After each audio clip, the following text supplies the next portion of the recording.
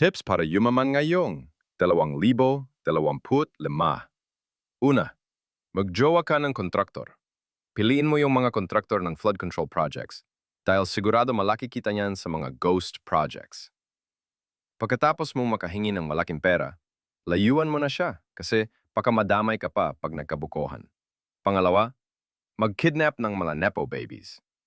Humingi ka ng malaking ransom money sa kanyang ama. Lakihan mo na hingin mo para yumaman ka at isa pa, makabawi ka kahit papaano sa ninanakaw nilang pera ng bayan. Pangatlo, kung desperado ka na at di mo kaya yung unang dalawa, ito para sa'yo. Ibenta mo kidney mo, kikita ka dito ng 200,000 piso. Yung kikitain mo, wag mo muna gastusin. Invest mo sa negosyo. Maghanap ka din ng mga taong magbebenta ng kidney at bayaran mo sila ng 50,000. Pag naibenta mo ang kidney, may tubo ka ng 150,000. Mabilis kang yayaman.